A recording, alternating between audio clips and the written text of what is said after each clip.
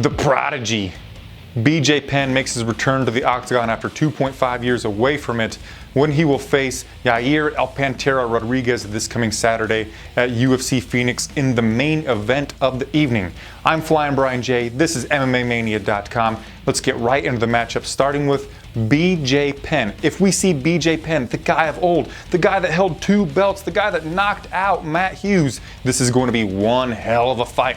That was a guy who was really good at countering, moving his head right out of the way of his opponent's punches and bringing an overhand right or straight right or a left hook with a lot of ferocity and power. The guy's deceptively powerful, and if he were to knock his opponent down, or if he were to get the fight to the ground with a takedown, which he's really good with as well, his jiu-jitsu and scrambling skills are really high level. He hasn't had a submission victory in a number of years, but he had guys like John Fitch and Nick Diaz in some pretty bad predicaments with his high level jiu-jitsu skills. Now obviously in his last fight against Frankie Edgar the third time, he didn't look great. He came out there standing straight up and down with his feet really close together, kind of bouncing around on his toes.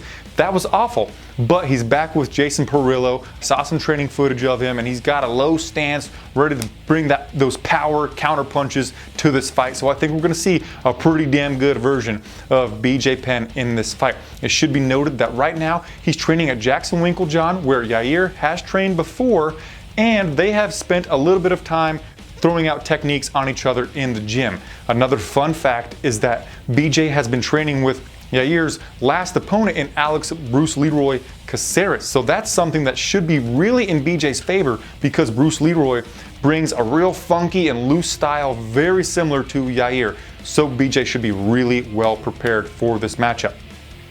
Why is Yair not training at Jackson Winklejohn? I'm not really sure, but I do know that he's training in Chicago at Valle Flow Striking. So he's got some high-level trainers. He's been really focusing on his wrestling with some Division I All-American wrestlers. He's known for his really dynamic, flashy spinning techniques, especially with the kicks. He's really good at keeping range with a stepping side kick, and he's very good at throwing out highlights with his spinning 360 tornado style of kicks. But he's more than that. One thing that allows him to have such confidence in his striking ability is he's really good on the ground, really good off of his back. He's pulled guard in the past against guys who were pretty decent in top position.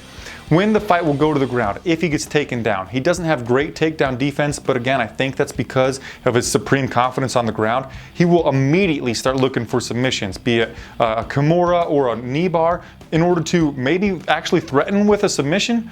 But I think it's really just to get back to the feet and showcase that very diverse striking attack. I think that he could maybe take down BJ Penn. I don't think that would be advisable because of how high level BJ is on the ground, but it's something that I think could happen in this matchup. Now let's get in toward the pick here. BJ Penn is 14 years older than Yair, and he hasn't fought in 2.5 years, and he's 38 years old.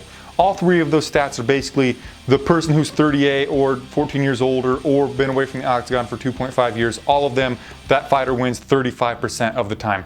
Now the stat about time away and about age has not been working out well for me. So we're just going to throw it out the window, but I think that it's something that, needs to be discussed a little bit here. So my pick, really, I'm going with Yair Rodriguez. I know that BJ, in his last fight, his style looked silly, and I don't think we'll see that style again, but something that I really think is important here is he looked slower than he did in the past. I mentioned he's really good with counter striking, and he's really good with scrambling on the mat. He's older, he's slower, and with this really young Yair Rodriguez, I don't think he will have the speed in either area, in scrambles on the ground or in trying to counter strike on the feet. So I think that Yair, even though if this fight were to be with BJ Penn in his prime and Yair right now, I think that BJ would win. But if ifs and buts were candies and nuts, we'd all have a Merry Christmas.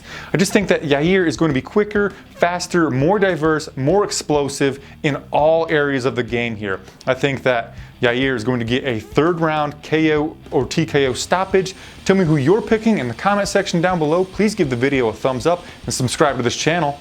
I'll see you on my next video. Namaste.